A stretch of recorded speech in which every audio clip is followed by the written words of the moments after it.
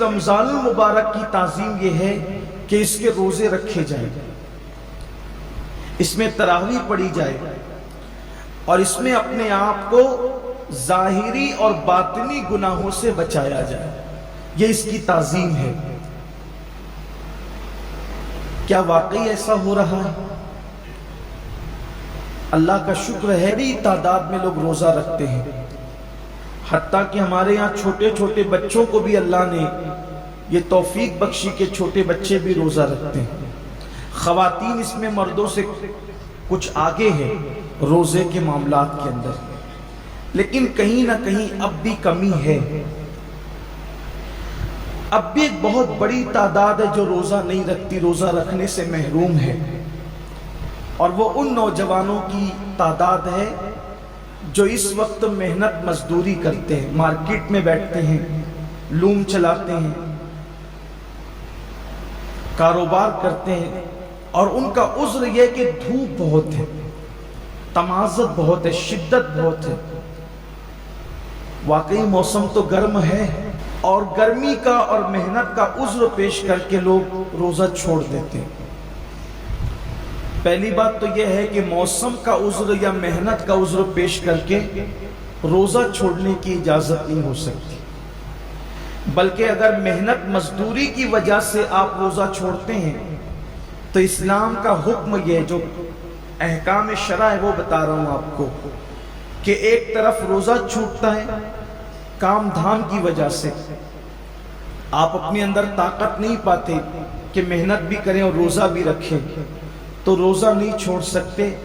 آپ کو شریعت یہ حکم دیتی ہے کہ آپ اپنی مصروفیات کم کر دیجئے، آپ کام شارٹ کیجئے، لیکن روزہ آپ کو رکھنا ہے۔ اس لیے کہ رمضان شریف کے ایک روزے کی اہمیت یہ ہے، ایک روزے کی، کہ جان بوجھ کر اگر کسی نے رمضان شریف کا ایک روزہ چھوڑ دیا اور اس کے بدلے میں پھر وہ پوری زندگی روزہ رکھے، تو زندگی بھر کے تمام روزے اس ایک روزے کی فضیلت کو نہیں پہنچ سکتے جو ماہ رمضان شریف میں رکھا گیا ہے۔ ماہ رمضان شریف کے روزے کا بدل زندگی بھر کے روزے نہیں ہو سکتے، جو فضیلت ان دنوں کی ہے۔ یہ موسم ہے روزے کا، اور کچھ لوگ چھوٹی موٹی بیماری کا بہانہ لے کر بھی روزہ چھوڑتے ہیں۔ ہر چھوٹی موٹی بیماری پر روزہ چھوڑنے کی اجازت نہیں ہے، گنہگار ہوں گے، سخت گنہگار ہوں گے۔ جس نے ایک روزہ رمضان شریف کا چھوڑا پھر اس کو قضا بھی کرنا پڑے گا ایک روزہ، اور توبہ بھی کرنی پڑے گا۔ یہ بھی عوام میں غلط فہمی ہے کہ جو لوگ سوچتے ہیں کہ رمضان شریف کا ایک روزہ چھوڑ دیا جان بوجھ کر تو 60 روزے رکھنے پڑیں گے، ایسا نہیں ہے، ایک ہی روزہ رکھنا ہے۔ یہ اصل میں جو بلا وجہ روزہ توڑ دیتے ہیں رکھ کر، 60 روزے ان کے لیے کفارے میں، لیکن جس نے روزہ چھوڑ دیا بہت برا کیا، اس نے ایک ہی روزہ رکھے گا بعد میں قضا، لیکن ساتھ ہی اس کو توبہ بھی کرنی پڑے گی۔ صرف روزہ قضا کرنے سے معاملہ ختم نہیں ہوگا، سچی توبہ بھی اس کے ساتھ لازم ہوگی۔ بلکہ جن لوگوں کے روزے کسی وجہ سے، لا علمی کی وجہ سے پہلے چھوٹ گئے، تو وہ عام دنوں میں غیر رمضان میں ان روزوں کی دھیرے دھیرے قضا کر لیں۔ روزہ نہ رکھنے کا وبال بڑا دردناک ہے۔ اللہ کے رسول صلی اللہ علیہ وآلہ وسلم فرماتے ہیں کہ میں نے جب شب معراج جہنم کا مشاہدہ کیا تو میں نے دیکھا کہ کچھ لوگوں کے جبڑوں کو آگ کی کینچی سے کاٹا جا رہا ہے۔ میں نے پوچھا جبریل یہ کون لوگ ہیں؟ عرض کیا یا رسول اللہ صلی اللہ علیہ وآلہ وسلم یہ آپ کی امت کے وہ لوگ ہیں جو ماہ رمضان شریف میں روزے نہیں رکھتے تھے۔ اس لیے یہ دنیا ہے، یہاں تو روتے گاتے گرتے پڑتے خوشی غمی میں زندگی کیسے بھی گزر جائے گی، لیکن ایک دن آخرت ہے، دنیا ختم ہونے والی ہے اور آخرت کبھی ختم نہیں ہوگی۔ آج عمل کر سکتے ہیں، اس کی اہمیت کا اندازہ نہیں ہے، جب اس عمل کا صلہ ملے گا اور عمل نہ کرنے پر سزا ملے گی تب انسان پچھتائے گا کہ کاش میں نے اس کا فائدہ اٹھا کر زندگی کا کچھ نیکیاں اکٹھا کر لی ہوتی، کچھ عمل کر لیا ہوتا، بلکہ مرنے والے اللہ کی بارگاہ میں منت کرتے ہیں کہ میرے اللہ ہمیں صرف 2 رکعت دنیا میں جا کر پڑھنے کی اجازت دے دے۔ لیکن ارشاد ہوتا ہے بندے جب ہم نے تجھے موقع دیا تھا اس وقت تو نے اس سے فائدہ نہیں اٹھایا، اب زندگی ختم ہو گئی ہے، اب دوبارہ کسی کو دنیا میں نہیں بھیجا جائے گا۔ اس لیے میں اپنے نوجوانوں سے کہتا ہوں بہانہ مت کیجئے، روزہ رکھنے والے کو صبر اللہ دیتا ہے۔ اور ایک بات آج آپ سے کہنا چاہتا ہوں، اگر کسی غربت کی، تنگ دستی کی یا محنت مزدوری کی وجہ سے آپ کا روزہ پر مشقت ہے، آپ کے روزے میں مشقت ہے، تکلیف ہے، تو یہ بات ہمیشہ یاد رکھیے گا کہ جس نیکی میں جتنی تکلیف ہوگی، جس نیکی میں جتنی تکلیف ہوگی اس کا صلہ اتنا بڑھا دیا جائے گا۔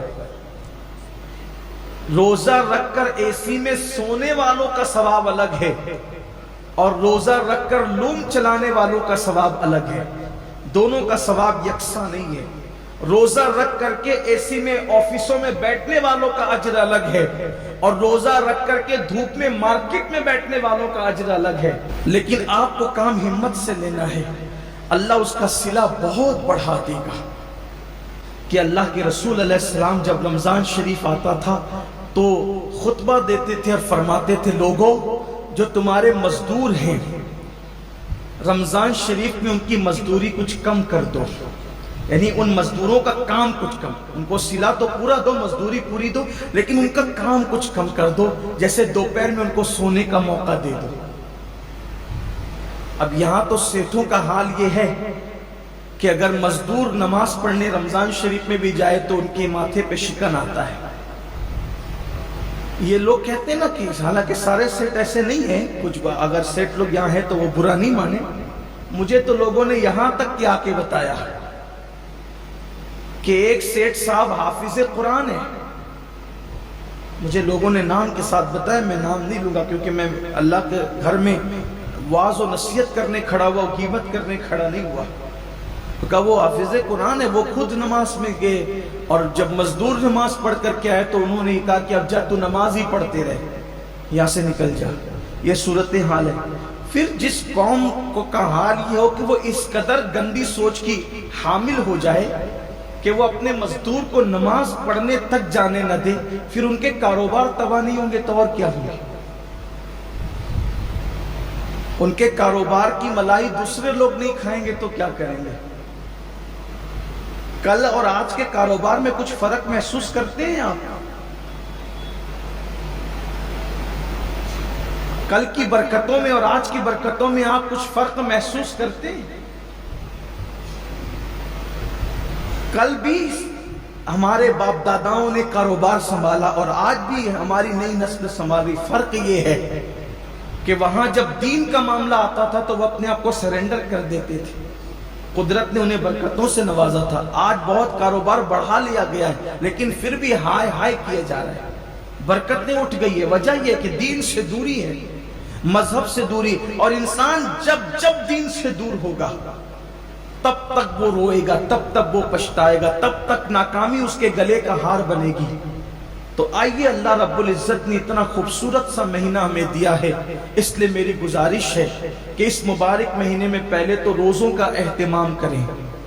اور جن کو چھوٹی موٹی بیماریاں ان سے بھی کہتا ہوں بیماری کا بہانہ لے کے، سر درد ہے، بخار آ گیا ہے، کورونا ہو گیا ہے، ان چیزوں کو لے کر کے آپ روزہ نہ چھوڑیں، اس لیے کہ وہ اور بیماریاں ہیں اور اس حد تک بیماری ہے جس کو بہت سیریس میٹر کہتے ہیں، وہاں روزہ چھوڑنے کی اجازت ہے کہ جب آدمی رکھ ہی نہیں سکتا، بیماری بڑھ جانے کا یقین ہو، مر جائے گا، بیماری بڑھ جائے گی، تکلیف بڑھ جائے گی۔ جب کوئی مسلمان پابند شرع، کوئی دین کی سمجھ رکھنے والا ڈاکٹر کہہ دے تو بات الگ ہے، اپنی مرضی سے فتویٰ دینا کہ میں نے روزہ نہیں رکھنا، میں بیمار ہوں، جبکہ اللہ کے رسول علیہ السلام کا فرمان ہے روزہ رکھو صحت مند ہو جاؤ گے۔ روزے سے بیماری نہیں بڑھتی بلکہ روزے سے صحت ملا کرتی۔ جب اللہ کے رسول نے کہہ دیا جو طبیبوں کے طبیب ہے، جو حکیموں کے حکیم ہے، جو صرف جسم کے حکیم نہیں بلکہ روحانیت کے بھی حکیم و طبیب ہے، تو جب اس رسول نے فرما دیا روزہ رکھو صحت مند ہو جاؤ گے، تو پھر صحت ملنا ہی ملنا ہے۔